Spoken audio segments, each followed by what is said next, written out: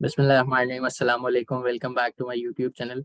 आज हमारे साथ फ़ारूक बलोच मौजूद हैं, जिनको आपने अक्सर पहले समा डिजिटल के उस पे देखा होगा और फिर बाद में मुख्तलिफ टीवी चैनल्स के ऊपर अपने फाइनेंस से रिलेटेड तबसरे और तज्ज़िये देते हैं।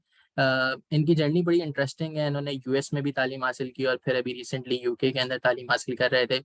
तो पूरा हम ये सफ़र जानने की कोशिश करेंगे। तो सबसे पहले फ़ारूक भाई, अस्सलाम वालेकुम, कैसे हैं आप? खैरियत से हैं? वालेकुम सलाम ब्रदर, मैं ठीक हूँ। आप कैसे हैं? Thank you for inviting me over. अल्हम्दुलिल्लाह अल्हम्दुलिल्लाह। अच्छा फ़ारूक भाई, बचपने के बारे में बताएंगे, पाकिस्तान के किस एरिया में रहे, एजुकेशन कहाँ से हासिल की और फिर वहाँ से लेके यूनिवर्सिटी तक का सफ़र। यार, I was born and brought up in Karachi. और पीला स्कूल हम कहते थे जिसमें हम गए थे, प्राइमरी वहाँ से किया था।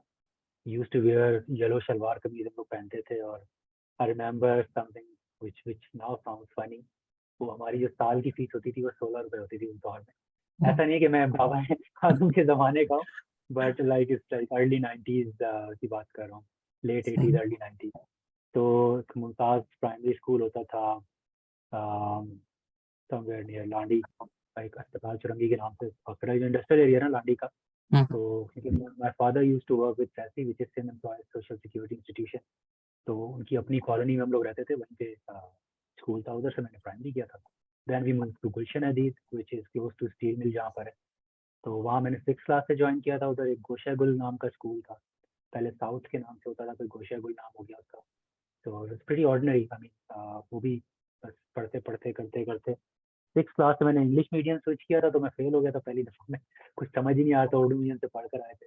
बट क्लास के एंड तक बस पास कर लिया था उसको। फिर वहाँ से फिर दोबारा 9 मैट्रिक में मुझे डर लगा था थोड़ा सा, पता नहीं इंग्लिश मीडियम क्लियर होगा नहीं होगा, तो we switch back to Urdu medium. तो उर्दू जो है वो फिजिक्स केमिस्ट्री मैथ वो सारी हमने उर्दू में पढ़ी है, 9 और मैट्रिक की। तो दैट वाज द स्कूलिंग। सही। फिर वहाँ से आपने आई थिंक कराची यूनिवर्सिटी गए सबसे पहले। मैं बीच में ऑब्वियसली इंटरमीडिएट था। वो भी मेरा पहला साल अच्छा नहीं रहा था, आशिकी माशूकी में पढ़ गए थे। फेल हो गया था मैं, 2-3 सप्लीज आ गई थी फिजिक्स की, केमिस्ट्री की। एंड इट्स वेरी इंटरेस्टिंग, बाद में मैंने सब्जेक्ट पढ़ाए भी हैं। तो उस वक्त दिमाग और दिल कहीं और होता था। तो बहरहाल मैंने फर्स्ट ईयर रिपीट की थी, तो मैंने 3 साल में एंटर किया। सॉरी, एंटर कह रहा हूँ, इंटरमीडिएट किया। First year I think Urdu science government college से किया था, फिर मैंने ट्रांसफर कर लिया था मलिक कैंट कॉलेज में। वहाँ से मैंने इंटरमीडिएट किया, फिर इंजीनियरिंग। उसके बाद फिर एक फ्लॉप एक्सपीरियंस हुआ था कंप्यूटर का। एक वहाँ उसको बड़ा क्रेज था, हर बंदा जो है वो कंप्यूटर साइंस करना चाह रहा था। मैंने भी एडमिशन ले लिया था। रांची यूनिवर्सिटी में तो नहीं हुआ था, बीएस का टारगेट था जो उनको, वो ये प्रोग्राम था तो, बट आई थिंक अभी भी होता है। तो फिर एक इंस्टीट्यूट खुला था नया नया, की एफिलिएशन थी, दादा बॉय इंस्टीट्यूट। उधर एडमिशन ले लिया था एक सेमेस्टर, वो भी पैसे ज़ाया किए पेरेंट्स के, क्योंकि एक सेमेस्टर बाद मुझे लगा कि यार ये तो हो ही नहीं रहा। फिर उनकी एफिलिएशन कैंसिल हो गई थी। वो कहते हम अब आपको अपनी डिग्री देंगे। तो उस वक्त मुझे नहीं पता था कि यार कितनी अहमियत होती है, बट लोगों ने कहा कि भाई कराची यूनिवर्सिटी की डिग्री नहीं होगी तो इनकी अहमियत नहीं होगी, तो फ़ायदा नहीं है। तो मुझे लगा कि यार अर्ली स्टेज पे पुल आउट कर लो। बहुत प्रेशर वाला डिसीजन था, तो बड़ी मिन्नतें करके मनाया था पेरेंट्स को। एंड मुझे याद है my mother sold some jewellery as well, तो वहाँ की एडमिशन फीस वगैरह देना। फिर थोड़ी उन्होंने स्कॉलरशिप भी दे दी थी, आई थिंक कोई 20-25%। बट वो एक सेमेस्टर बाद ड्रॉप आउट हो गया। उसके बाद तो ऐसा लगा था कि बस पढ़ाई यहीं खत्म, career over. But then again फिर जो सब करते हैं कराची में, आई थिंक हर दूसरा बंदा करता है, या तो बीए कर लो या बीकॉम कर लो। मैंने भी ऐसे ही कर लिया। कोई खास मुझे इंटरेस्ट नहीं था कॉमर्स के अंदर। मुझे लगा यार, I mean I was a studious child. मेरे ग्रेड नहीं रिफ्लेक्ट करते, लेकिन मुझे शौक था पढ़ने का, अच्छा था पढ़ाई। फिर मैंने बीकॉम कर लिया 2 साल का, जिसमें मुश्किल से 5-6 दफ़ा कॉलेज किया हूँ याद भी। बस प्राइवेट ट्यूशन ले लेते थे एग्जाम से पहले, सब यही करते हैं। I mean there is nothing extraordinary, very very ordinary so far. तो बस वो बीकॉम किया 2 साल का। उसके बाद फिर यूनिवर्सिटी में एडमिशन लिया था मैथ कॉम में। वो भी मैं, मेरे मुझे शौक था क्रिकेट कमेंटेटर बनने का, थोड़ा सा इंग्लिश का मुझे शौक था। तो एमए इंग्लिश में अप्लाई किया था, प्रायोरिटी जो रखनी होती है। मेरा स्कोर कम था तो उन्होंने उसमें दिया नहीं। फिर सेकंड थर्ड ऑप्शन पे, शायद सेकंड पे मैंने आईआर रखा था, इंटरनेशनल रिलेशंस। थर्ड पे शायद मैथ कम्युनिकेशन रखा था। वो भी my brother in law suggested कि भाई ये अच्छी फील्ड होगी तेरे लिए, you are a good communicator. तो उन्होंने बोल दिया तो मैंने कर लिया। तो वहाँ से फिर मैथ कॉम में मैंने 2 साल मास्टर्स किया। Then during my studies first semester के बाद ही जॉब ऑफर हो गई थी द न्यूज़ इंटरनेशनल। हमारे एक विजिटिंग फैकल्टी थे उस टाइम पे, कमाल सिंह की, काफ़ी मशहूर जर्नलिस्ट हैं। और बहुत फेमस फेस नहीं होगा, लेकिन इंडस्ट्री में लोग काफ़ी जानते हैं उनको। एक्सप्रेस ट्रिब्यून उन्होंने खड़ा किया, बड़ा अच्छा कामयाब अखबार। इस टाइम पे हम थे, उस टाइम पे वो डॉन में होते थे, फिर द न्यूज़ में उन्होंने एक नई टीम लॉन्च की थी, तो he inducted a lot of fresh students, एक नया फ्लेवर लेकर आना चाह रहे थे कि यंग लोग आए जर्नलिज्म के अंदर, तो काफ़ी लोग कराची से हायर किए थे अपने students, I was one of them. तो वहाँ से मैंने स्टार्ट किया था सिटी रिपोर्टिंग। ये टूटी सड़कें कराची की, जो गटर लाइनें चौक हो जाती हैं, फायर ब्रिगेड की स्टोरीज, कहाँ कहाँ आग लग रही है किस बिल्डिंग में, पीएनसी की फायर मैंने कवर तो की। इसमें आप यानी एज अ राइटर थे आप? हाँ नहीं, रिपोर्टर ही था, I always been a reporter. मैंने हम्म, डेस्क का काम काफ़ी करियर के लेट में आके थोड़ा बहुत किया, बट उसमें भी रिपोर्टिंग ने जान नहीं छोड़ी मेरी, क्योंकि मेरी स्ट्रेंथ रिपोर्टिंग ही रही है। I was a good writer but not exceptional, या क्रिएटिव राइटिंग, जो अच्छे फीचर लिख लें, बहुत अच्छी एडिटिंग कर लें, वो मेरे अंदर नहीं था। बट मेरी रिपोर्टिंग स्किल्स अच्छी थी, जिसकी वजह से I got a lot of opportunity. तो खैर द न्यूज़ में 4 साल काम किया, वहाँ मेनली यही चीज़ें कवर की थी, एजुकेशन कवर की थी, उसमें कुछ अच्छी स्टोरीज की थी, इंटर बोर्ड पे, मैट्रिक बोर्ड पे। और अगर उस दौर के लोग हैं जिन्होंने 2007-8 में मैट्रिक इंटर किया था, उनको याद होगा एक बड़ा वहाँ पे एक चीटिंग का कल्चर था इंटर बोर्ड में। कॉपीज आप पैसे दे के जो है वो कॉपीज खरीद लेते थे, घर जाके आंसर लिखते थे। बड़ी ज़बरदस्त एक अच्छा। इन्वेस्टिगेटिव रिपोर्ट की थी। उसमें एक उर्दू जर्नलिस्ट था मिस्टर आसिफ जिलानी, जो वो कहता है यार फारूक तू सारा क्रेडिट ले गया, उसकी भी बड़ी मेहनत थी। तो हम दोनों ने मिल के की थी, रोजनामा इस्लाम में होता था, हम दोनों ने मिल के की थी, हमारी दोस्ती थी कुछ। तो वो बड़ी एक अच्छी इन्वेस्टिगेटिव रिपोर्ट की थी मैंने। उसके अलावा ट्रैफिक पुलिस पे काफ़ी किया था काम, ट्रांसपोर्ट सेक्टर पे काफ़ी काम किया था। तो ये 4-5 साल किया काम। उसके बाद फुल ब्राइट आ गया था, यूएस 2 साल वहाँ काम किया। दैट्स हाँ, व्हेन आई जब साइंड अप। वो प्रोसेस कैसे आपको, यानी आप पाकिस्तान में एक जॉब कर रहे थे, उमूमन लोग मीडिया में जब जाते हैं तो वो अपॉर्चुनिटी पता कैसे चली और फिर कैसे अप्लाई किया था, और वो क्या सिलसिला यार था? आई आई हैव बीन लकी, मेरी ज़िंदगी में जो लोग आए, वो मेरे को-वर्कर्स हों, मेरे सीनियर्स हों, जब मैं बहुत लकी रहा हूँ टू बी ऑनेस्ट। मैं मुझे लगता है ठीक है, इंसान मेहनत करता है, लक बड़ा इंपॉर्टेंट है। आपको लोग चाहिए होते हैं जो आपका हाथ पकड़ लें, आपको गाइड करें। तो जैसे अभी हम कोशिश कर रहे हैं, लोगों को बताते हैं चीज़ें, तो मुझे मिले लोग। तो मुझे जो मेरे बॉस थे कमाल साहब, वो मुझे बहुत बोलते थे कि बाहर जाना। मुझे क्रेज था कि मैं यूके जाऊंगा, यूके जाऊंगी, उस वक्त की बात है 2008-9 में, हर बंदा जा रहा था, मेरे दोस्त भी, अभी बहुत सारे दोस्त जो उस वक्त गए थे यहाँ पे सेटल में। मुझे भी था मैं जाऊंगा, पर क्यों जाना है जो हर कराची और हर पाकिस्तान के बंदे का होता है, ग्रीनर पैस्चर, मोर इकोनॉमिक अपॉर्चुनिटी। हम्म, तो कोई ऐसा नहीं था। तो मैं, वो मुझे कहते थे कि तुम अपने भाइयों, अपने अब्बा के पैसों पे क्यों जाना चाहते हो, क्यों बोझ डालो उन पे, do some good work and go for scholarship. तो उन्होंने दिमाग में ये बिठाया था, तो बहरहाल मेहनत की। और अभी reflecting back on my last 10 years, I have at least 3 or 4 prestigious scholarships। और अभी ये लगता है कि बहुत मुश्किल थी उस वक्त, लेकिन मिल गई। बट मुझे लगता है ये अचीवमेंट नहीं है, बिकॉज शायद उस वक्त मुझे लगता था ये मेरी ज़िंदगी की सबसे बड़ी अचीवमेंट होगी, जब फुल ब्राइट ली थी। बाद में अचीवनिंग ली थी, लगता था ये भी बड़ी अचीवमेंट है। फिर मार्जी डीन पे आया, वो इवन मोर कंपेटिटिव, वो भी मिल गई। मुझे ये लगता है कि अचीवमेंट ये स्कॉलरशिप नहीं होती, अचीवमेंट वो काम होता है जिसकी वजह से आपको ये स्कॉलरशिप मिलती है।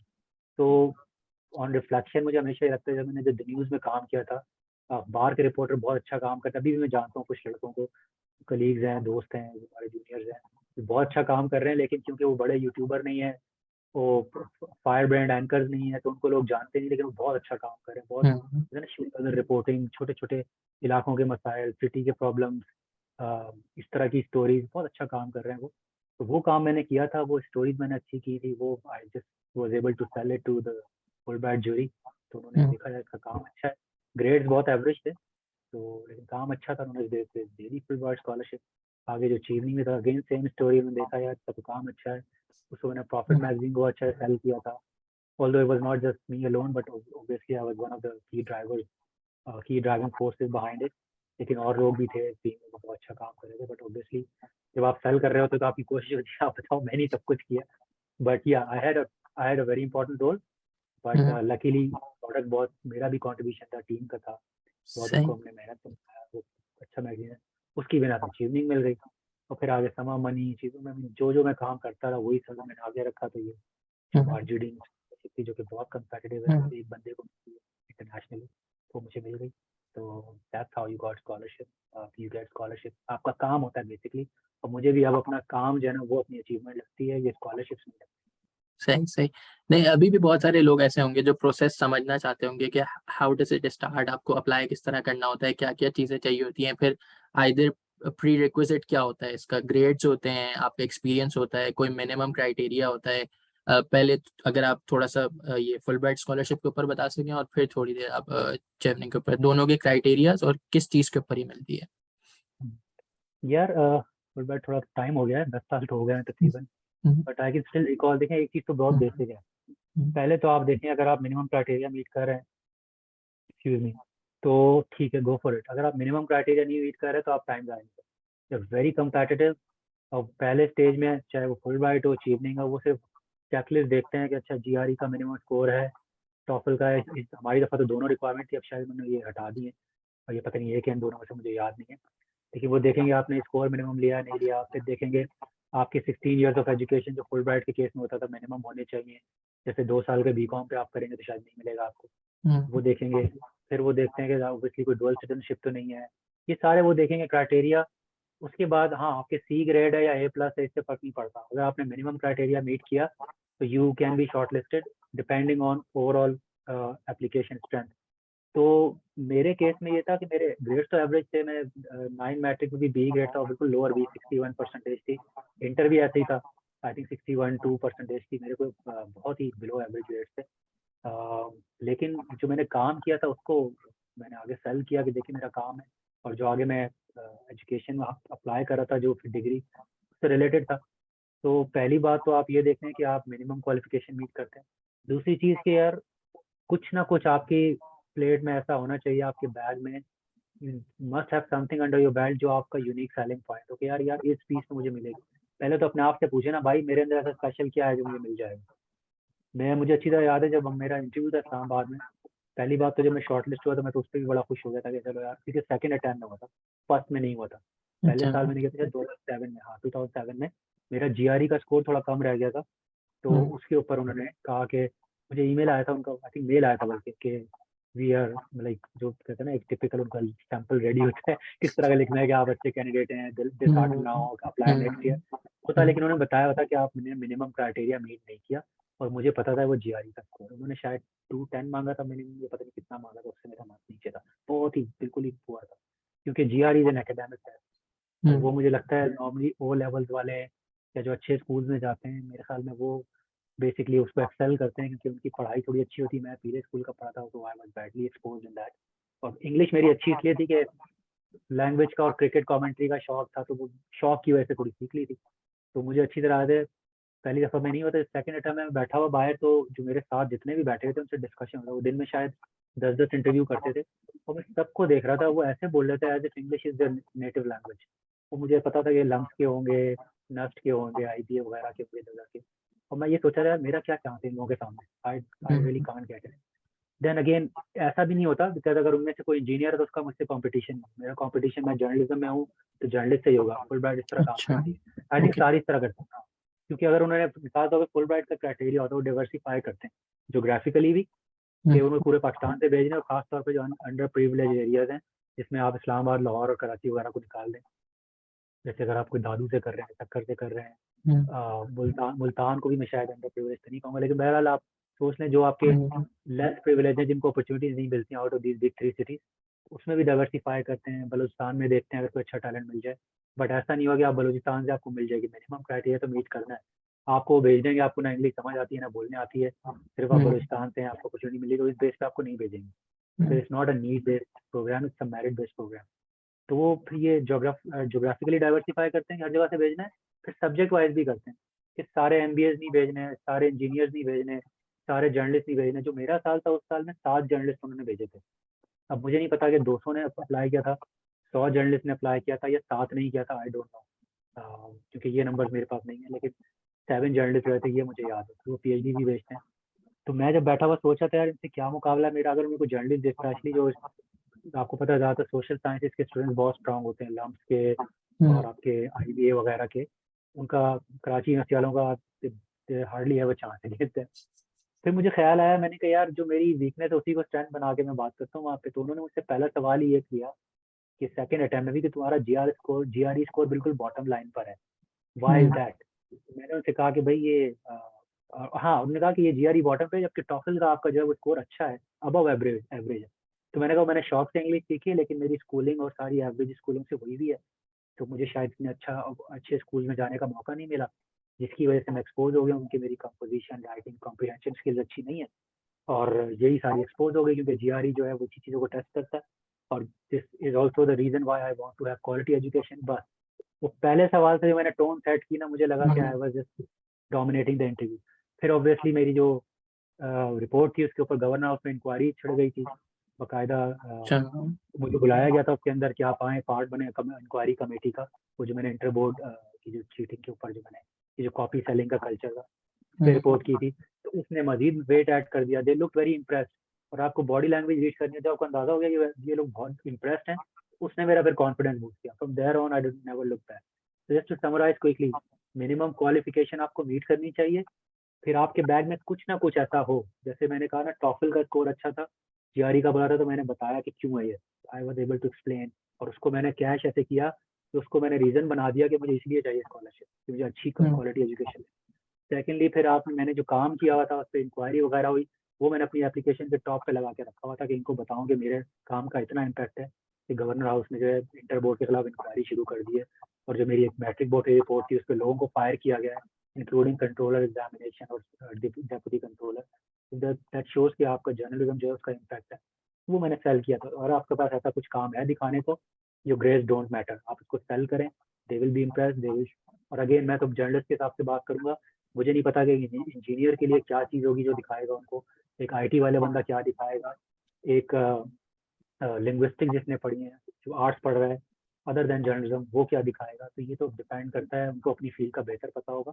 बट ये है कि यूनिक सेलिंग पॉइंट है। और अगर ऐसा कुछ भी नहीं है, तो यूनिवर्सिटी का प्रोजेक्ट किया हो अच्छा, आप यूनिवर्सिटी में मुख्तलिफ सोसाइटीज़ का हिस्सा रहें, उनको आपका लीडरशिप पोटेंशियल देखना है कि यार इस बंदे में लीडरशिप पोटेंशियल है कि नहीं, is he the one who can create an impact. तो वो स्कॉलरशिप दुनिया की कोई भी हो, ये चीज़ सब में कॉमन है। This is I would summarise. और आपने यही चीज़ ऐसे में लिखनी होती है, और अगर ऐसे में आपने लिख दिया, ऑब्वियसली जब तक आप ऐसे वाला प्रोसेस, एप्लीकेशन वाला प्रोसेस क्लियर नहीं करेंगे इंटरव्यू तक, तो पहुंचेंगे नहीं। तो वहीं पर आपको सारा दिखाना होता है। एक बार शॉर्ट लिस्ट हो गए तो I think most likely you will make it. सही से। अच्छा, तो इसमें कोई ऐसा भी क्राइटेरिया होता है कि आप यूएस चले गए तो आपको वापस आना जरूरी है? क्योंकि आपके करियर में हमने देखा है कि आप वापस आए हैं तो मैं थोड़ा कंफ्यूज हो रहा था कि मैं एक्सपेक्ट करा था ये क्वेश्चन जरूर आएगा। ये आता है मेरे, ट्रस्ट नहीं रजा, मेरे डीएम्स में जब से मैं यूके आया हूँ, हम्म, मतलब हार्डली एनी वीक जिस दिन मैं मुझे कोई मैसेज ना आए हम्म, कि लोग पूछ रहे होते हैं कि कैसे आना है, यूके कैसे आना है। ऑब्वियसली दिस फ्रस्ट्रेशन हमारे पॉलिटिशियंस में, जो रूलिंग एस्टेब्लिशमेंट है, मिलिट्री भी शामिल है, इवन हमारे जो भी पब्लिक सर्विसेज डिलीवर करने वाले इदारे हैं, जिसमें सिविल सर्विसेज आ गई, पुलिस वगैरह सब कुछ आ जाते हैं, ब्यूरोक्रेसी आ गई, इन्होंने इतना फेल किया, इतना डिसअपॉइंट किया है कि अब लोग जो है वो उकता गए कि उनको नजर आ रहा है बिल्कुल। दूसरों की लाइफ बेहतर है, पीछे रह गए, हर बंदा निकलना चाहता है। तो मुझे ये सवाल आते हैं स्कॉलरशिप में। देखो अब ये बड़ा ट्रिकी क्वेश्चन आपने कर लिया। अगर आप स्कॉलरशिप पे जाते हैं तो obviously they come with strings attach. Full bright आपको आना होता है 2 साल के लिए वापस, अगर आप मास्टर्स पे आ रहे हैं। पीएचडी पे आ रहे हैं तो 2 ईयर प्लस जितने साल आपने पीएचडी में लगाए हैं, कुछ ऐसे ही क्राइटेरिया होता है, वो आपके ऐड होते जाते हैं। आपने वापस आके पाकिस्तान में, जिससे वो आपके ऊपर पैसे लगा रहे हैं तो एक्सपेक्ट करते हैं, which is the beauty of this program. अगर पाकिस्तान में मैंने कुछ कॉन्ट्रीब्यूट किया एक्सप्रेस ट्रिब्यून में, प्रॉफिट में या समझ में, तो इस वजह से कि फुल ब्राइट से सीख कर आया, कुछ चीज़ें मैंने सीखी, मैंने डिलीवर की आगे, अपनी इंडस्ट्री को मैंने कंट्रीब्यूट किया, उसको आगे लेकर गया। 10-11 साल लगाए मैंने इंडस्ट्री के अंदर वापस आने के बाद। उसके बाद में यूके आया, अभी भी 2 साल के लिए आया, हो सकता है वापस आ जाऊँ डिपेंडिंग ऑन माई सिचुएशन। तो ये चीज़ एक अच्छी है। और उसमें लेकिन उसके अंदर बिल्कुल ये ऑप्शन होता है कि आपने 2 साल अगर पूरे कर लिए फुल ब्राइट के, अचीवमेंट के, जिसमें भी आप जा रहे हैं, या एडीएस होती है, ऑस्ट्रेलियन डेवलपमेंट स्कॉलरशिप, अब पता नहीं किस नाम से, लेकिन ऑसेट के नाम से होती थी उस दौर में, उसमें भी यही कंडीशन थी, आपको वापस आना है। उसमें पर्पज ये होता है कि यार आप टैलेंट मूल का लें, उसको दुनिया की बेहतरीन मार्केट्स में लेके जाएं, अच्छी एजुकेशन दें, और वापस वो आएँ और मुल्क को सर्व करें। लेकिन आपकी जब 2 साल की कंडीशन पूरी हो जाती है, उसके बाद फिर आपको अपॉर्चुनिटी मिल जाती है। मुझे तो मिलती नहीं, मुझे फुल ब्राइट के बाद चीवनिंग मिली, चीवनिंग के बाद मॉड्यूलिंग मिली, तो दोबारा भी मिल जाती है। I know many of my full bright friends, मेरे ख्याल में जितने मेरे थे वो तो तकरीबन सारे बाहर ही बैठे हैं, क्योंकि ज़्यादातर जो है या तो किसी ने शादी कर ली, किसी ने आगे पीएचडी में एडमिशन ले लिया, क्योंकि कुछ कंडीशन में वो सुपर सीड कर जाता है फुल ब्राइट के मोरल बाइंडिंग होती है, कोई लॉ तो है नहीं। और एज लॉन्ग एज इमिग्रेशन को आप सेटिस्फाई करते हैं, आप आगे भी अपॉर्चुनिटी होती है। लेकिन नॉर्मली होता है अगर आपकी ये कंडीशन है और आपने उसको नहीं मीट किया, तो आगे कोई भी वीज़ा लेंगे तो आपकी इमिग्रेशन में प्रॉब्लम आ सकती है। तो बहुत सारे मेरे फ्रेंड ऐसे हैं जो फुल ब्राइट करके आ गए, और 1-2 साल बाद 2 साल पूरे किए, उसके बाद तीसरे साल में चौथे साल में वापस चलेगा यूएस, कोई स्किल्ड वर्कर वीज़ा पे चला गया, कोई किसी पे चला गया, कोई दोबारा चला गया F1 वीज़ा पे, फिर वहाँ पे वर्क वीज़ा ले लिया, लोग चले जाते हैं दोबारा। लेकिन वो एक्सपीरियंस ऐसा होता है यार, बगैर 1 रुपया भी खर्च किए आप इतनी क्वालिटी एजुकेशन ले लें, और फिर it opens like no it becomes a gateway to the world of opportunity that you can grab on your way forward. तो वो तो फिर ऐसी चीज़ है। और मैं जब भी कहीं अप्लाई करता था, जब फुलब्राइट एप्लीकेशन में लिखा हो it makes a big difference कि यार ये ऑर्डिनरी बंदा नहीं होगा, तो आपका आधा काम तो ये फुलब्राइट का टाइटल कर देता है, बाकी का आधा आप जा रहे इंटरव्यू में संभालते हैं। सिमिलरली जब मुझे चीवनिंग का मिला, उसमें भी 2 साल की कंडीशन थी। चीवनिंग का मेरा बाय द वे एकेडमिक नहीं था, it was not a master degree, it was a professional program. के 2 प्रोग्राम है, एक मास्टर्स का होता है और एक होता है 3 मंथ्स का जो डिस्को प्रोग्राम होता है। तो मतलब प्रोफेशनल जर्नलिस्ट के लिए होता है जिन्होंने 5 साल 10 साल लगा लिए नेटवर्किंग के लिए, बस ब्रिटेन की जर्नलिज्म इंडस्ट्री को समझने के लिए। It's like this kind of a program. तो वो मैंने दोनों अप्लाई किए थे, 1 ईयर वाला भी और ये भी। और हुआ ये था कि दोनों नहीं ले सकते थे, मैंने एक ही साल में किए थे। अब जब मेरी शॉर्टलिस्ट हो गया था इंटरव्यू के लिए, तो इनफैक्ट उसके बाद मुझे ऑफर भी आ गई थी 3 मंथ वाले के लिए कि आप सिलेक्ट हो गए, you are the finalist, you are going. तो उस वक्त मेरी जो दूसरी एप्लीकेशन थी वो मुझे, या तो मैं था कि जो मेरे कहते हैं ना bird in hand is better than two in the bush था, या तो मैं इस 3 वाले पे चला जाऊँ जो कि मुझे मिल गया, या मैं रिस्क लूँ कि इसको छोड़ दूँ और मैं 1 ईयर वाले पे जाऊँ। लेकिन दोनों सूरतों मुझे 1 साल के लिए वापस आना। उस वक्त मुझे लगा कि यार ये बेहतर है क्योंकि मैं फुलब्राइट कर चुका हूँ और it's not gonna be much different from that. Masters तो मैंने किया हुआ बाहर से, यूएस से किया हुआ, अच्छी एजुकेशन है। Why not take this professional program, छोटा है कोई बात नहीं लेकिन अच्छा है। फिर मैंने वो 1 ईयर वाली एप्लीकेशन विड्रॉ कर ली थी और इस पे चला गया। बाय द वे इवनिंग भी मेरी ये थर्ड अटैम्प्ट थी। पहले मैंने पास में की थी 2008-9 में शायद की थी, फिर एक बार 12-13 में किया था शायद, उसके बाद मैंने जो 16 में 17 में किया था उसमें हो गया, नहीं सॉरी 18 में हो गया था। एंड देन चीवनिंग की जो 2 साल की कंडीशन थी 17 से 19, वो मैंने पूरी की है। कंडीशन पूरी होते ही मैंने अप्लाई किया और मैं यहाँ आ गया। ये समझ लें कि मैंने 2 साल पूरे कर लिए और मैं यहाँ आ गया। तो ये बताने का मकसद ये था कि अगर आप स्कॉलरशिप पे आते हैं उसके बाद भी अपॉर्चुनिटी मिल जाती है।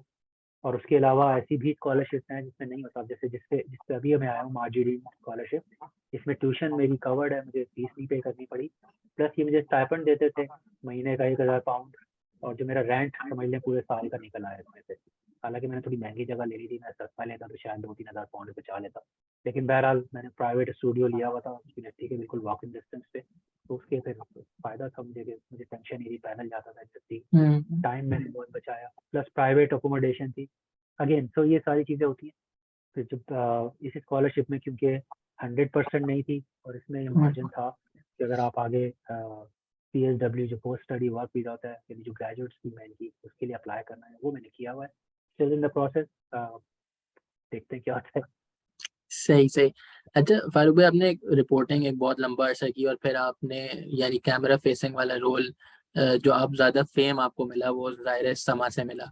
सो how was your experience there, और वहाँ पे किस तरीके से आप एंटर हुए थे और फिर यानी वो जो आपने सेलेक्ट की फील्ड और फिर वहाँ से आपको फेम मिला, तो वो एक्सपीरियंस के बारे में आप कुछ बताएं। यार इस सवाल जो है इसके जवाब में कुछ पेनफुल मेमोरीज अटैच हैं, बट आई सी आप कितना मैं बता देता हूँ, कुछ कुछ पर्सनल भी हैं, बट मैं जब प्रॉफिट में था, प्रॉफिट बड़ा अपने पीक पे था उस वक्त, रियल फ्लाइंग हाई। फिर मैंने प्रॉफिट छोड़ा और वो जब टाइम था वो ऐसा था कि उस वक्त जो है और मैं बीच में कहीं और, मेरा एक बड़े अखबार में एक सीन ऑन हो गया था, बस बिल्कुल आखिरी मिनट पे जाके जो मेरी वुड बी मैनेजर होते उन्होंने तो मुझे कंफर्म कर दिया था, बट सीनियर ने नहीं किया किसी वजह से।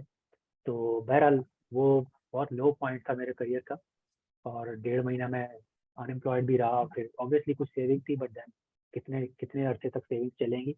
देन आई स्टार्टेड पैनिकिंग, और वो टाइम ऐसा था इंडस्ट्री में कि बहुत ज़्यादा जॉब ज़्यादा थी नहीं, लोग पे कट्स लग रहे थे लोगों को, सैलरी जो है टाइम पे मिल नहीं रही थी, जो जॉब्स लूज कर रहे थे, करियर स्विच कर रहे थे, इतने परेशान हो गए थे। और अच्छे अच्छे जर्नलिस्ट, मैं तो अपने आप को मतलब टॉप लीग में नहीं समझता, I may be better than average, but बहुत अच्छे अच्छे जर्नलिस्ट भी परेशान थे, उनको भी जॉब छोड़नी पड़ रही थी या करियर स्विच करने पड़ रहे थे, उनके हालात ओवरऑल ऐसे थे। उस टाइम पे जॉब लूज करना, फिर ऑब्वियसली जॉब ऐसा नहीं कि नहीं थी, मुझे ऑब्वियसली जो मैंने काम किया था लॉ ऑफर्स तो मुझे थी उस वक्त भी, एक तो PR फॉर्म से थी, इस तरह का काम था जो मैं करना नहीं चाह रहा था, प्लस सैलरी भी लो थी जो ऑफर कर रहे थे, क्योंकि जब आपके हाथ में कुछ नहीं होता तो फिर ऑब्वियसली आप थोड़ा सा रिसीविंग एंड पे होते हैं। तो फिर जो मेरी एडिटर हैं माही माही मेहर जो थी डिजिटल पे, वो नई टीम बिल्ड कर रही थी। अगेन मेरा ज़्यादातर जो नई टीम्स के साथ एक्सपीरियंस रहा है वो अच्छा है। कोई नई टीम बिल्ड करता है मैं उसका हिस्सा बन जाता हूँ। तो मैंने ज़्यादातर देखा है कि लकीली अगर साथ वाली टीम के मेंबर्स भी अच्छे हों और आप भी जान मारें तो उसका मज़ा ही अलग होता है कि अपना आप नया प्रोडक्ट स्क्रैच से बिल्ड करें, उसको कामयाब करें। तो वो नहीं कर रही थी, उन्होंने कहा कि आ जाओ। मैं डरा हुआ भी था कि यार डिजिटल मैंने कभी ज़िंदगी में नहीं किया, पता नहीं क्या होता है उसमें। मैं तो रिपोर्टिंग करता हूँ सीधा सीधा, टीवी शीवी कैमरा मुझे कुछ नहीं पता था। तो लेकिन उनको था कि यार आ जाओ, लोगों ने रेकमेंड किया। प्लस शी वाज आल्सो वो हर बंदे को जिनको उनको लगता था कि यार अनएम्प्लॉयड है, उनका बस नहीं चल रहा था, वो ओवर स्टाफिंग भी कर लेती तो सबको अच्छा। नौकरियां मिल जाए। But obviously she would also C married के बंदा भी कुछ काम का होना चाहिए। थोड़ा बहुत किसी में कसर है तो वो मतलब ऐसी थी कि वो कहती थी यार मैं जान मार लूंगी, 2 घंटे एक्स्ट्रा काम कर लूंगी, बट इस बंदे को चला लूंगी जरा। तो शुरू में मेरे साथ भी ऐसा हुआ, मुझे 2-3 महीने तो समझ नहीं आता करना क्या है। और वो भी कभी कभी ज़्यादा डिसअपॉइंट होती, कभी मैं परेशान होता ये क्या है। लेकिन ही न्यू के टाइम लगता है, नई चीज़ अखबार और प्रिंट के बैकग्राउंड से आ रहे हो, डिजिटल नहीं होगा।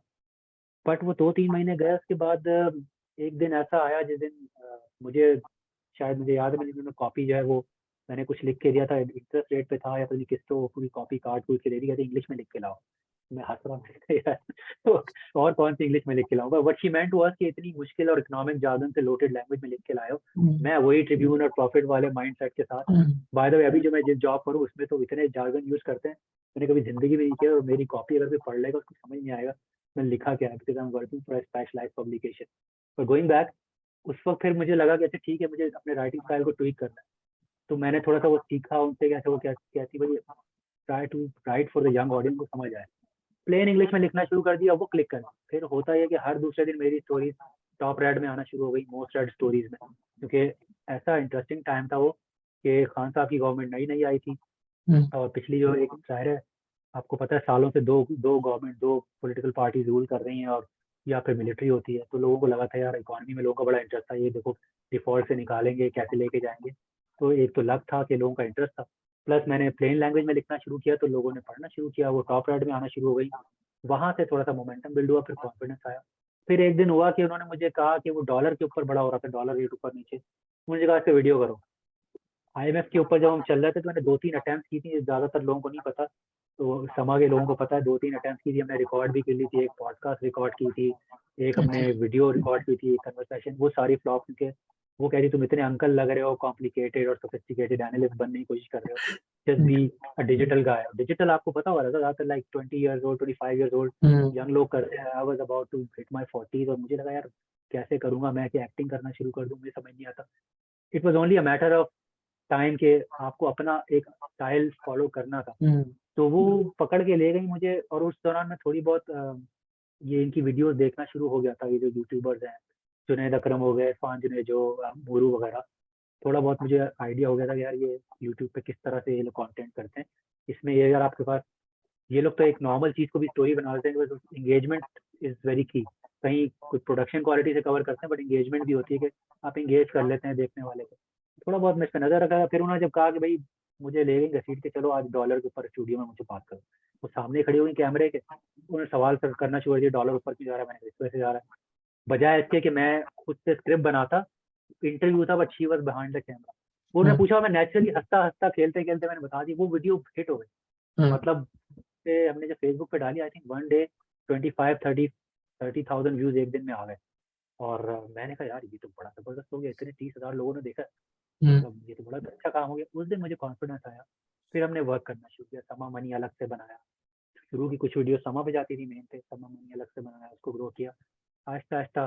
शुरू में थोड़ा बड़ी ऑर्डिनरी स्टफ करना हुआ। एक दफा मैं मॉनेटरी पॉलिसी एक्सप्लेन कर रहा था तो मैंने कहा पाइप नहीं होता जो होस्ट पाइप होता है, वो एक मंगवाया अपने वीडियो एडिटर से, वो लेकर आ कंचा डाल के समझाया उसको यूं करेंगे जैसे कि अगर आप इंटरेस्ट रेट नीचे करेंगे तो क्या इम्पैक्ट होगा इन्फ्लेशन के ऊपर के। वो कंचे से रोल करके विजुअलाइज करने की कोशिश की।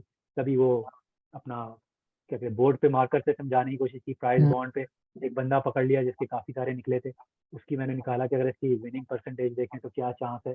इस तरह की उल्टी चीजें करते करते फिर हमने कहा कि यार इसको लेके जाओ स्टूडियो में, इसको लेके जाओ एनिमेशन की तरफ।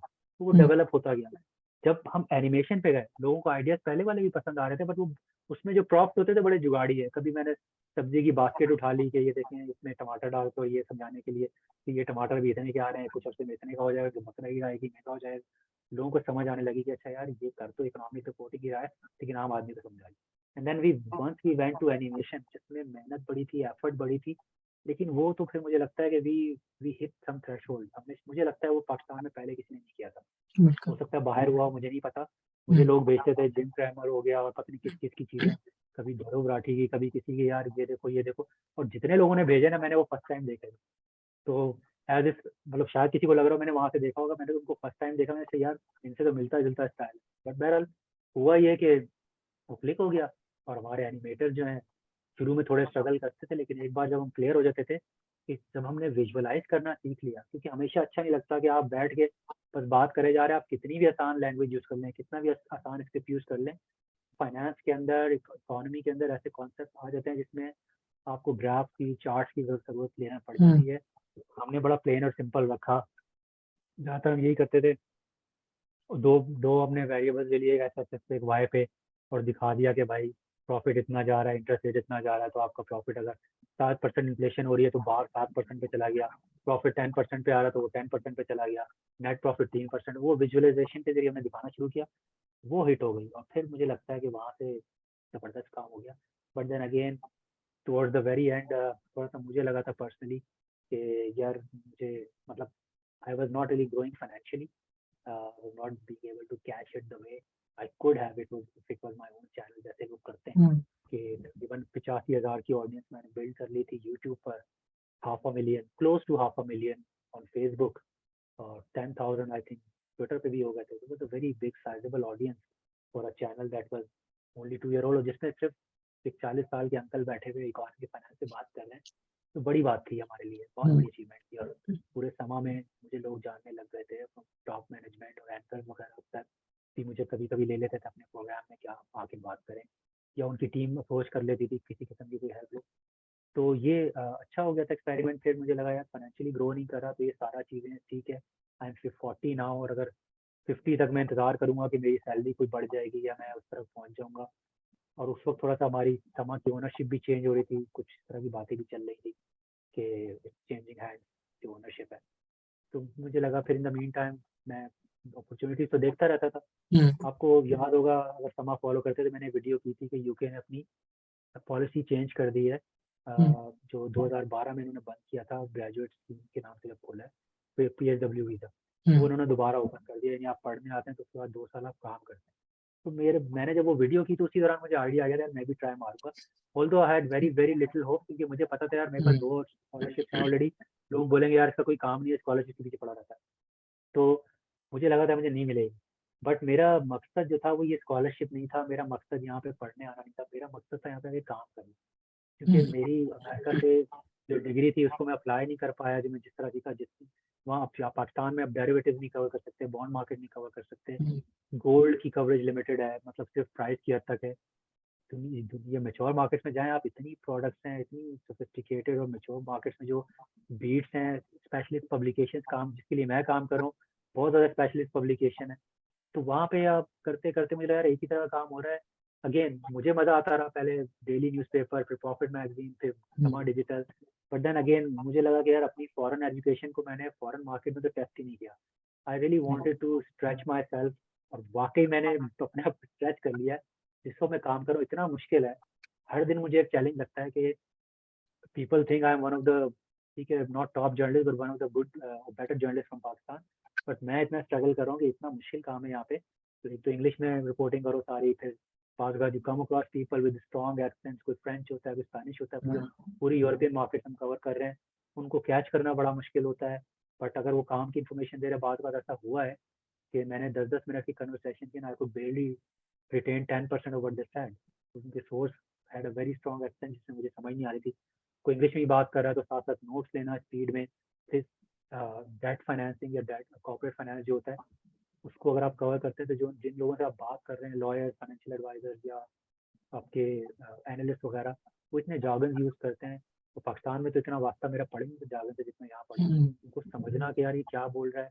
फिर ऑब्वियसली आप हेजिटेट भी करते हो कि यार अगर उनको हर चीज़ बोलोगे कि यार एक्सप्लेन करो, ये बोलेगा भाई मेरा टाइम क्यों ज़ाया कर रहा है, बिजनेस जर्नलिस्ट है और इतनी अच्छी कंपनी के लिए काम कर रहा हूँ ये नहीं पता। एक बार हुआ मेरे साथ, मेरे सेकंड वीक में अच्छा। एक सीनियर क्रेडिट एनालिस्ट को मैंने कॉल की, और पहले 2-3 मिनट बड़ी अच्छी कॉल गई, बड़ा हम्म। साफ क्लियर एक्सेंट। जो मुझे जब किसी को मैं कॉल करता हूँ उसका एक्सेंट साफ क्लियर होता है ना, मतलब शुक्र है यार, जो बोल रहा है समझ में आएगा। तो पहली बात तो ये तसल्ली है। एक्सेंट सामने वाले को मुश्किल होता है, चलो भाई टेंशन, आधा काम तो साथ। बट दे अंडरस्टैंड, जो मेरी टीम के लोग हैं वो बहुत गाइड करते हैं कि नहीं ऐसा होता है, बट दैट्स फाइन। हम्म। तो वो अच्छी 2-3 मिनट चली, उसके बाद मैंने कुछ बड़े डम और स्टूपिड क्वेश्चन कर लिए कि मेरा दूसरा ही हफ्ता था और मुझे डेट फाइनेंसिंग की इतनी समझ नहीं है। तो मैंने उससे 2-3 बेसिक चीजें पूछ ली, वो तो फिर जो है जनाब वी गॉट पिस्ड ऑफ। मतलब गुस्सा नहीं हुआ, बहुत ही सरकास्टिकली प्यार से सॉफ्ट टोन में। हाँ। तो उसने मुझे दलील किया कि it's unprofessional, you have not prepared, you want me to explain you this basic concept, हाँ। और इयर्स ऑफ रिसर्च, और आप इस तरह से बगैर प्रिपेयर किए मुझे कॉल कर रहे हो। बट वो थोड़ा सा मतलब ये मैं कोल्ड शोल्डर, मैंने उससे अपोलोजाइज भी कर लिया। और फिर बाद मैंने कहा मैं, हालांकि मैंने उसको बड़ा एक्सप्लिसिटली कहा था कॉल के स्टार्ट में इंट्रोडक्शन में कि I am new to this field and new to the company, and I that you can help me do my job better. तो मैंने कहा मुझे हेल्प चाहिए स्टोरी के लिए, एक्सप्लिसिटली कह दिया था नया हूँ, फिर भी उसने मुझे दलील किया। उसके बाद जब वो दलील करा था मैंने उसको रिमाइंड कराया, मैंने इसलिए शुरू में आपको कहा था कि मैं नया हूँ तो मैं सारे कॉन्सेप्ट नहीं समझता। But he kept on saying you should prepare before calling people like. थोड़ा सा ऊपर से आ रहा था, बहरहाल मैंने पोलाइटली उससे अपोलोजाइज कर लिया, ऐसा भी हो जाता है। बट ये है कि ये बड़ा चैलेंजिंग काम है, लेकिन अगेन मुझे था कि जो मेरा मेन मकसद था आने का, कि यहाँ पे एक्सपीरियंस लेना है, अपने आप को चैलेंज करना है, वो हो रहा है। तो ये 2 साल में जो मुझे अगर मिल जाता है, होपफुली मैं रियली होपफुल कि मिल ही जाएगा, कि 2 साल का वीजा अगर मुझे मिलता है, मैं 2 साल का, उनका 3 महीने तो कर चुका हूँ। 3 महीने में इतना सीखा है कि अगर कल भी वापस भेज देंगे I am happy to come back. लेकिन अगर मुझे ज़्यादा चांस मिलता है और काम करने का, तो मैं बहुत सीख रहा हूँ। और फाइनेंस और स्पेशली डेट फाइनेंस, जो कि यूरोप और अमेरिका तो चलता ही डेट के ऊपर है, तो वो बड़ी स्पेशलाइज फील्ड है। बहुत मज़ा आ रहा है सीखने में, और इतना चैलेंजिंग है कि वो जो एक थोड़ा सा आ जाता है ना आपके अंदर कि यार लोग पहचानने लग गए, सड़कों पे आपको पहचान रहे हैं, मार्केट में पहचान रहे हैं, क्रिकेट स्टेडियम मैच देंगे वहाँ पहचान रहे हैं कि फारूक बलोच आप तो समा पे आते हो, मोहल्ले में लोग जानना शुरू हो गए, ऑफिस में हर बंदा मुझे ऑफिस में नाम लेके बुलाता है, जिसको मैं पहली बार भी देख रहा होता था, वो टीवी का हो या टीवी चैनल में मार्केटिंग साइट किसी भी साइट पर लोग देख रहे थे। तो वो एक चीज़ आती थी, अच्छा भाई आपको लगता था यार आप कुछ बन गए हो, हालांकि इट वाज वेरी बिगिनिंग, अभी मैं से स्टार्ट ही हुआ था। I think it could really go और भी और ज़्यादा भी इसको एक्सपेंड कर सकता था। लेकिन ऑब्वियसली जो 2 मेन पर्पस थे, अपने आप को यहाँ पे टेस्ट करना आके बिगर स्टेज पे, वो एक मुझे लग रहा है, I am very happy with the decision.